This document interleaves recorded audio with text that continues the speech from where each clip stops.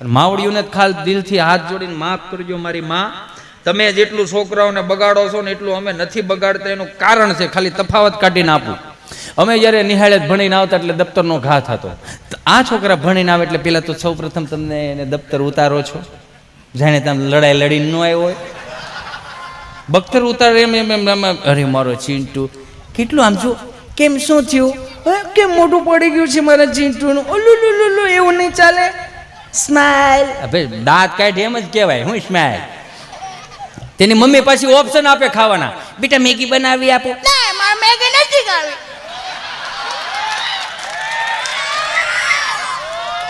Pasta બનાવી દો મારા ચીંટુને, પાસ્તા બનાવી દો. ના મારે પાસ્તા નથી ખાવા.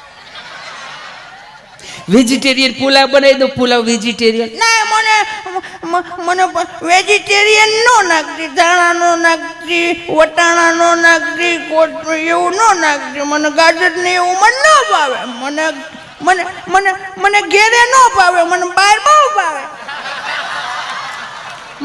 મને બહાર બહુ ભાવે. ફ્રેન્કી બનાવી દો. ના એમાં ફ્રેન્કી નથી ખાવી. એટલું ક્યોક નો કયો, આ કેક નો કેક હે.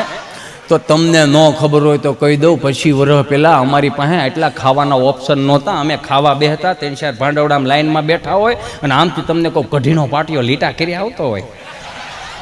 લીટા એટલે સુલે જ રાંધતા ને, એ લીટા કરે જ આવે.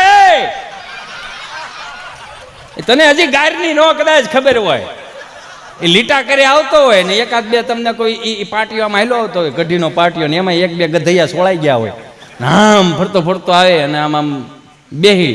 આટલા કોમળ ગળા ક્યાં હતા અમારી પાસે, કારણ કે અમારી પાસે વકલ નહોતી. સ્વાદ વેરાયટી નહીં, સ્વાદ અલગ અલગ. સોમવારે તમને કોઈ પ્લેન કઢી બનાવવામાં આવતી, મંગળવારે લસણવાળી કઢી બનાવવામાં આવતી, બુધવારે તમને કહું મરચાની કઢી બનાવવામાં આવતી, અને ગુરુવારે સરગવાની કઢી બનાવવામાં આવતી. માલીનો વકલ અલગ અલગ. એટલે પછી નો મગજ ફાટે. બાણે એમ કે મોડો નથી ખાવું, આવું બોલીએ ને એટલે આમ બાપુજી આમ ખાઈને વીએ ગયા હોય. ઝાલર પહેલા જમી લેતા હો, ઝાલર વગાડ્યા પહેલા જમી લે, અથવા તો ઝાલર વગાડીને મતલબમાં 7-7:30 વાગે વાળું થઈ જતી આપણી. એટલે બા એમ કે બાપુજી આમ બેઠા ને ખાટલે, આને કઈ કેવું છે, આની વાહે કઈ બગડે. બાપુજી આવે આમ,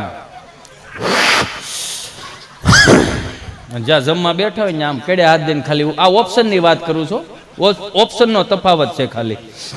આમ ખાવા બેઠો એટલે આમ સામું જોવે આમ